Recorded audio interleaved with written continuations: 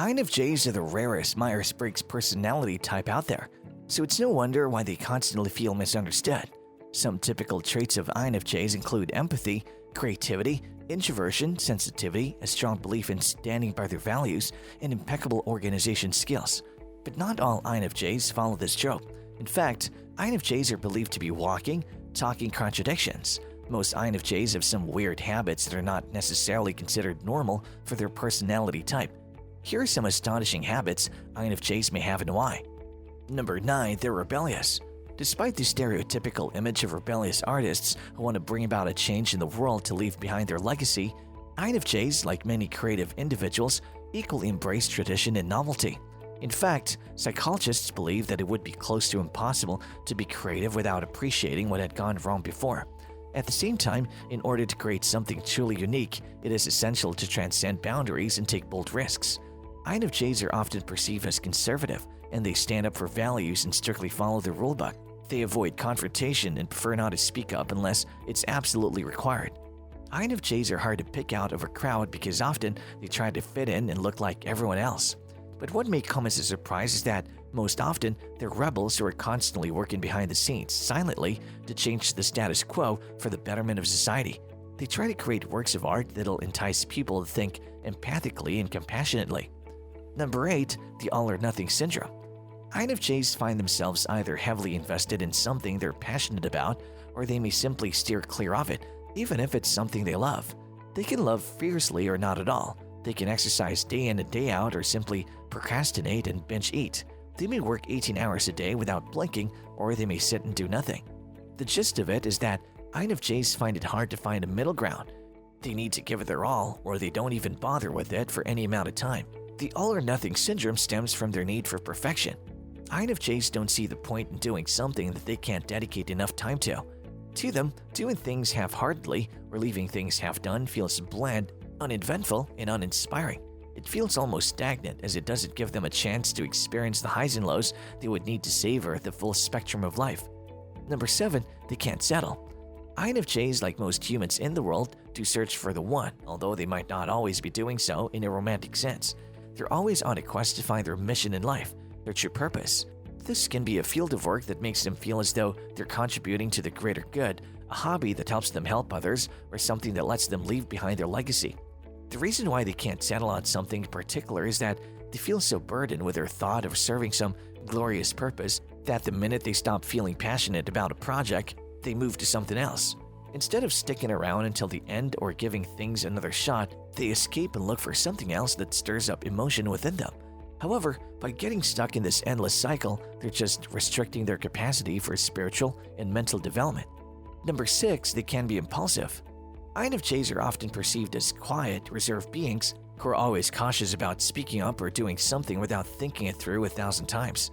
But did you know that INFJs can also be impulsive and shake the world around them either positively or negatively? This Myers-Briggs personality type generally prefers order, organization, and structure. They're calm and collected, so it's unusual to think that they would ever head down a spontaneous, impulsive pathway. It's important to remember that INFJs are feeling types, and sometimes their emotions take the reins, which could lead to a bout of impulsiveness. This usually happens when they strongly wish to make a difference or find themselves in a stressful situation that they didn't predict. Thankfully, impulsiveness is not always a bad thing for an INFJ and can be constructive too. Number 5. They're writers, not talkers. Since INFJs are introverts, they find it difficult to talk to other people, be it face-to-face, on the phone, or in front of an audience. However, when it comes to writing, INFJs truly shine and can create one masterpiece after the other. They may hesitate to talk to others in person. However, when they write, their ideas flow effortlessly like the source of a river. Even if they proofread and edit a piece meticulously 3 or 4 times, the end result is undoubtedly impressive. The reason behind this boils down to time. INFJs are often described as psychics because they can figure out many different eventualities, possibilities, and other gray areas that no one else can. But their dominant trait of introverted intuition means that they live inside their heads or they have several conversations and monologues. Writing is a way for them to bring order to their mind's chaos and offer others a glimpse into their inner world. Number 4. They see the big picture along with details. INFJs are always busy making sense of seemingly unrelated ideas and patterns in their minds to form theories about the future. As intuitive beings, they're focused on the big picture, and information that's abstract, future-oriented, and conceptual stimulates them. They see possibilities everywhere around them and become absorbed in trying to put pieces of the puzzle together. However, advocates also care about the details of their remarkable vision and work super hard to get things right, even if it's something trivial. They sometimes get so caught up in refining the details that they become oblivious to the details of everyday life. While it may be a good thing for INFJs to keep things balanced, the problem arises when they stay at one extreme or the other. This happens when an INFJ is stressed or overwhelmed and cannot differentiate reality from thoughts. Number 3, they crave and fear recognition. Being humble is not an unexpected trait in an INFJ. In fact, it is expected. However, in many INFJs, there's an odd juxtaposition of where they desire recognition but refuse to accept it should it be given to them.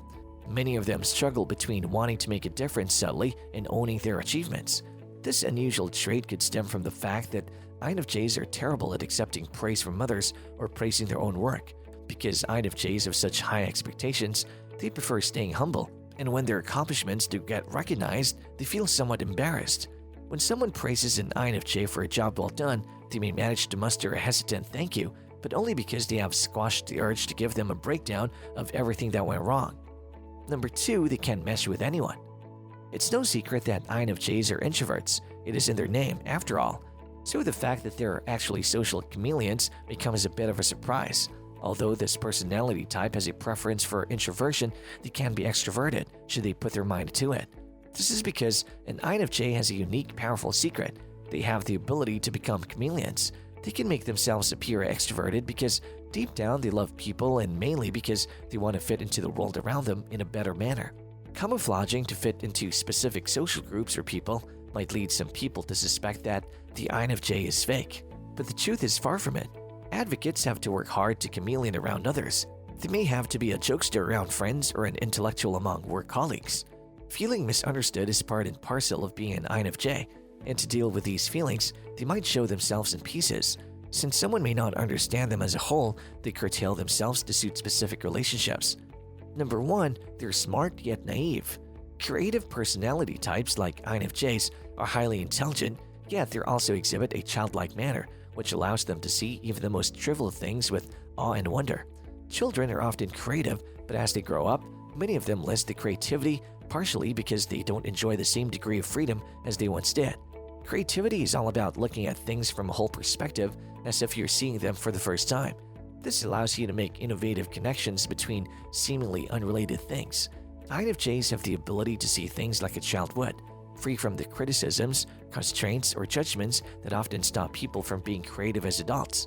Their keen sense of wonder, fun, and curiosity make them look immature or naive, but in reality, it is just them being creative. In addition, INFJs love to see the good in people as opposed to the bad, which may make them gullible to people who don't have good intentions in mind.